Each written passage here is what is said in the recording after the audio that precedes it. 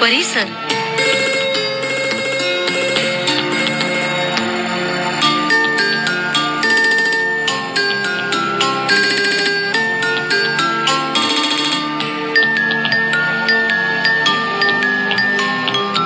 श्रोतेहो नमस्कार. परिसर या कार्यक्रमामध्ये आज आपण ऐकणार आहोत ऊर्जा विवेकाची गरज याविषयीच्या मीनल उत्तुरकर यांनी सांगितलेल्या माहितीचा पहिला भाग. नमस्कार मित्रांनो, सुंदर सकाळ झाली आहे. सूर्याची ऊर्जा घेऊन दिवसाची सुरुवात करायची वेळ झाली आहे. आपण याच ऊर्जेबद्दल माहिती आज जाणून घेणार आहोत. ऊर्जा सर्व सजीवांच्या जीवनाचा प्राण आहे. ऊर्जेशिवाय जग चालत नाही. वनस्पती स्वतःची ऊर्जा स्वतः निर्माण करतात. आपल्यासारख्या प्राण्यांना मात्र ऊर्जेसाठी इतर स्रोतांवर अवलंबून राहावं लागतं. ऊर्जेचे अनेक स्रोत आहेत. काही नैसर्गिक आहेत तर काही मानव निर्मित आहेत. चराचराला आपल्या ऊर्जेने ऊर्जावान करणारा सूर्य हा ऊर्जेचा आदिम स्रोत आहे. या ऊर्जेचा उपयोग आपण मानव अनादी काळापासून करत आलो आहोत. सूर्याकडून मिळणाऱ्या प्रकाश आणि उष्णता याभोवती मानवाने आपलं जीवन नेहमीच गुंफलंय. आपल्याला माहित आहेच की कपडे सुकवण्यापासून अन्नधान्य वाळवून ठेवणं, मीठ तयार करणं अशा सारख्या अनेक मार्गाने मनुष्य सूर्याच्या ऊर्जेचा वापर करत आला आहे. पुढे पुढे जसजशी विज्ञान तंत्रज्ञानात प्रगती होऊ लागली तसतसं मानवाने ऊर्जेच्या स्रोताचे अनेक नवे नवे मार्ग शोधून काढले. विजेच्या शोधानंतर तर तिच्या निर्मितीसाठी नवनवीन ऊर्जा स्रोत शोधण्यात आणि वाढवण्यात मानवाने जी घोडदौड सुरू केली आहे ती दिवसेंदिवस वेगवान होते आहे. कोळसा, लाकूड, खनिज तेल, नैसर्गिक वायू अशी अनेक इंधने जाळून त्यापासून वीज निर्माण करणं, सर्व प्रकारची वाहने चालवणं, घरगुती वापर करणं आणि इतरही अनेक कारणांसाठी या खनिज ऊर्जेचा भरमसाठ वापर सुरू झालाय. देशाची प्रगती तो किती ऊर्जा वापरतो यावर ठरू लागली आहे.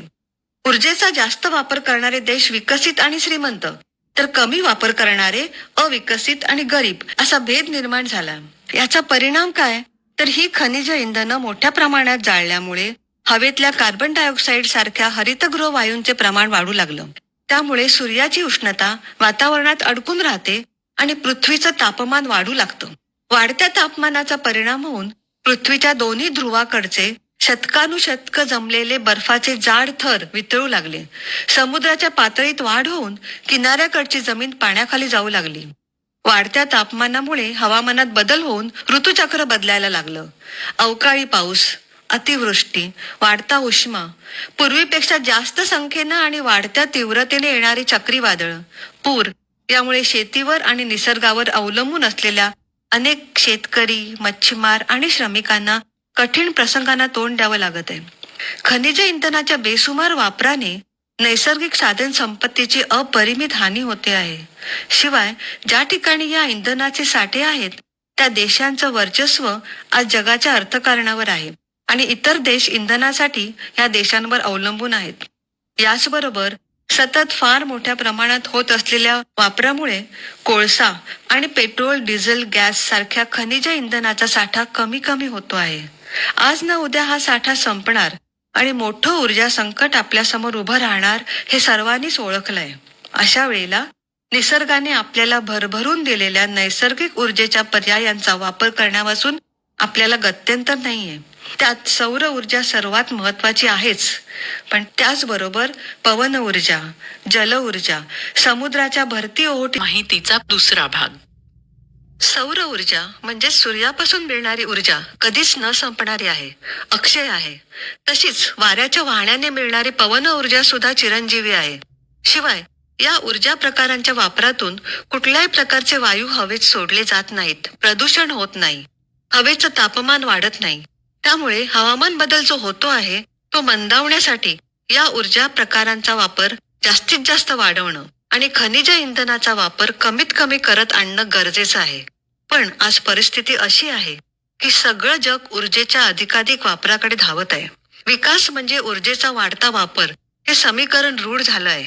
ऊर्जेचा वापर हा विजेच्या स्वरूपात सर्वाधिक प्रमाणात होतो. तसंच वाहनासाठी पेट्रोल, डिझेल, गॅस अशा इंधनांच्या स्वरूपातही होतो. वाढत्या औद्योगिकीकरणानं विजेची गरजही वाढते. ही विजेची गरज आपल्यासारख्या अनेक देशात कोळसा जाळून पूर्ण केली जाते.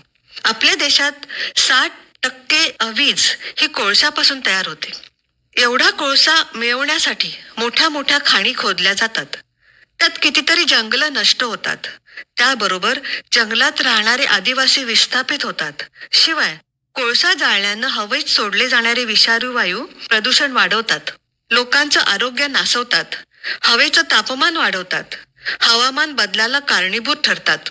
अशा वेळी सौर ऊर्जेचा वापर वीज निर्मितीसाठी केला तर हवेचं प्रदूषण कमी होईल आणि हवामान बदलाची प्रक्रिया मंदावेल.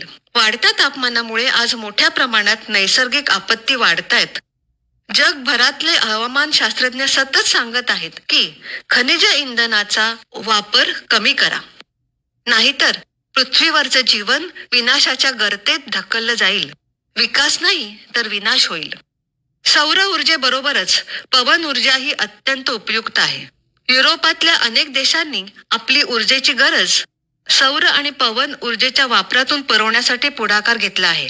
आपल्या देशातही याच दिशेने प्रयत्न चालू आहेत. सौर आणि पवन ऊर्जेबरोबरच आणखी काही नैसर्गिक ऊर्जा स्रोत आहेत. समुद्राच्या लाटांच्या गतीपासून वीज निर्माण होऊ शकते. हिला टायडल पॉवर म्हणतात. पृथ्वीच्या पोटात मोठ्या प्रमाणावर उष्णता आहे. तिचा उपयोगही वीज निर्मितीसाठी करता येतो. तिला जिओथर्मल पॉवर म्हणतात.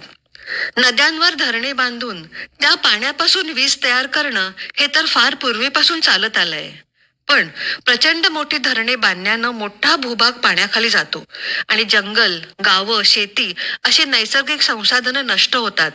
त्या ठिकाणचे स्थानिक विस्थापित होऊन ते देशोधडीला लागतात. त्यामुळे आता जगभर मोठ्या धरणांऐवजी छोटी छोटी धरणं बांधून स्थानिक पातळीवर विस्थापन न होता वीज निर्मिती करण्याकडे कल वाढला आहे. अणुऊर्जेचा वापर करूनही विजेची निर्मिती होते. हा ऊर्जा प्रकारही प्रदूषण निर्माण करतो, कारण त्यातून जे किरणोत्सारी वेस्ट तयार होतं ते सर्वात जास्त धोकादायक आहे. याशिवाय शेतातला कचरा किंवा शहरातला कचरा यांच्यापासून सुद्धा वीज निर्माण करता येते. हे सर्व स्रोत स्वच्छ तर आहेतच, पण स्वस्तही आहेत. ते अक्षय आहेत, सहज उपलब्ध होणारे आहेत. त्यांचा वापर वाढण्यासाठी गरज आहे ती धोरण आखणी, संशोधन, कल्पकता आणि जागरूकता वाढवण्याची.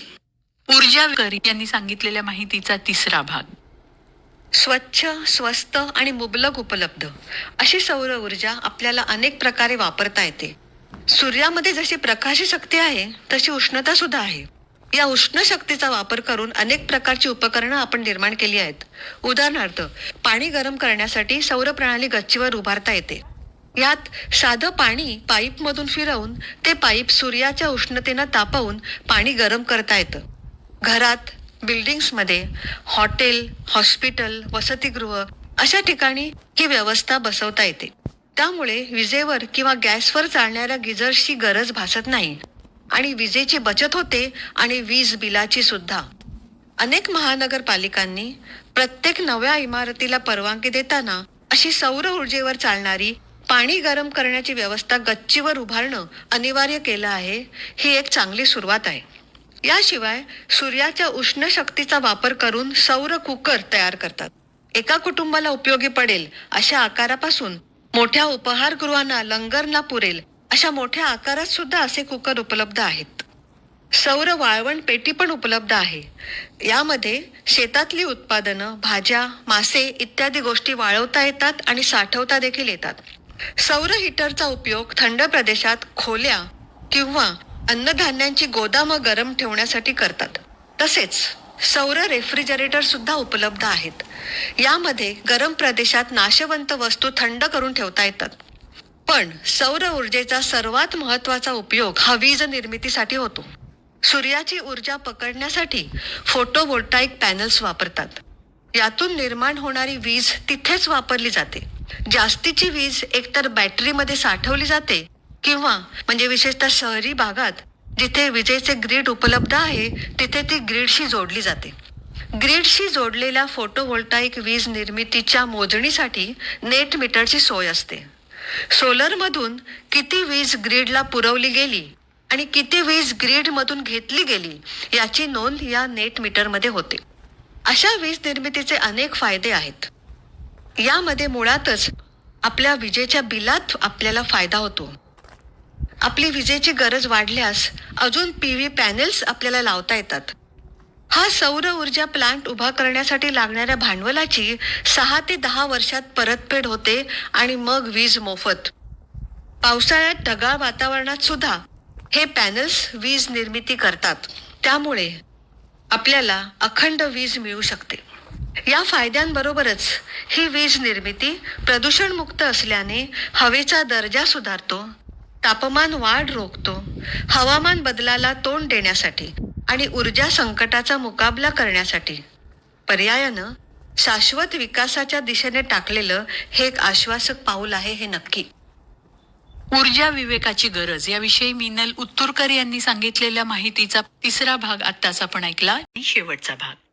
खनिज इंधनाच्या अतिवापराचे दुष्परिणाम आपण आज हवामान बदलाच्या आणि त्यामुळे येणाऱ्या भयंकर नैसर्गिक आपत्तीच्या स्वरूपात बघत आहोत. याचा मुकाबला करण्यासाठी सौर ऊर्जा, पवन ऊर्जेसारख्या अक्षय ऊर्जेचा वापर मोठ्या प्रमाणात वाढवणं ही आजची गरज आहे.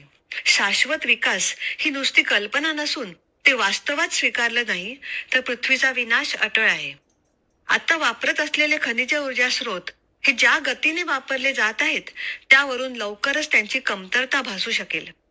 जगातले सर्वच व्यवहार ऊर्जाधारित असल्याने या ऊर्जा संकटाला तोंड देण्यासाठी लोकांनी सज्ज राहिलं पाहिजे.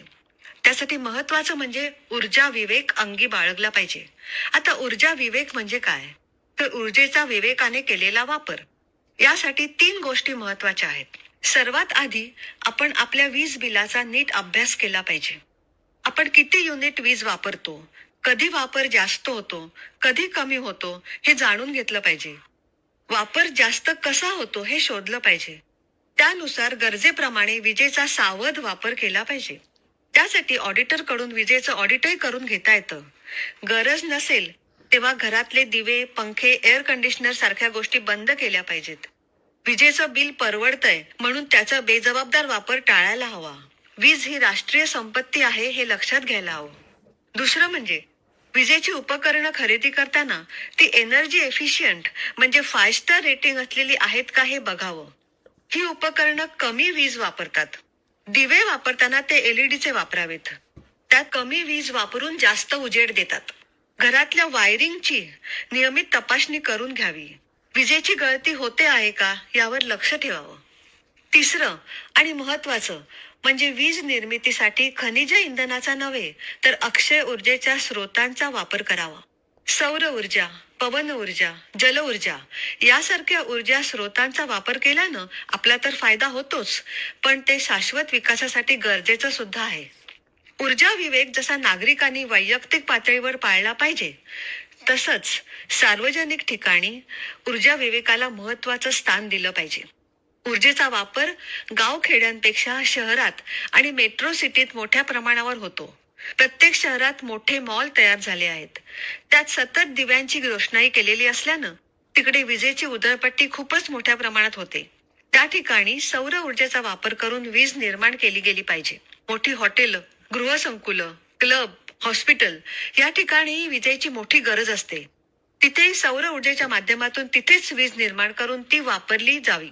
असं करण्याने वीज निर्मितीच्या केंद्रापासून हजारो किलोमीटर दूर तारांमार्फत वीज वाहून नेताना विजेची गळती होऊन बरीच वीज फुकट जाते, ती वाचेल. किनारपट्ट्यावर आणि डोंगराळ भागात जिथे मोठ्या प्रमाणात वारा वाहतो तिथे पवन ऊर्जेचा वापर करून वीज निर्माण केली पाहिजे आणि ती स्थानिक पातळीवर वापरली पाहिजे. अशा रीतीने सौर ऊर्जा, पवन ऊर्जा, समुद्र ऊर्जा, जल ऊर्जा अशा विविध प्रकारच्या अक्षय ऊर्जांचा वापर वाढवला पाहिजे आणि खनिज इंधनाचा कमीत कमी वापर झाला पाहिजे. यासाठी आपण स्वतः काळजी घेणं महत्वाचं आहेच. शिवाय जागरूक राहून सार्वजनिक ठिकाणी याचा अवलंब व्हावा असा जाणीवपूर्वक जागरूकतेने आग्रह धरणं हेही आपलं कर्तव्य आहे. कारण प्रश्न आपल्या पुढच्या पिढींच्या भवितव्याचा आहे. ऊर्जा विवेकाची गरज याविषयी मिनल उत्तुरकर यांनी सांगितलेल्या माहितीचा चौथा आणि शेवटचा भाग आत्ताच आपण ऐकला परिसर या कार्यक्रमामध्ये. आणि याचबरोबर रोहिणी केस्तेसह मी ज्योत्स्ना केतकर तुमचा निरोप घेते.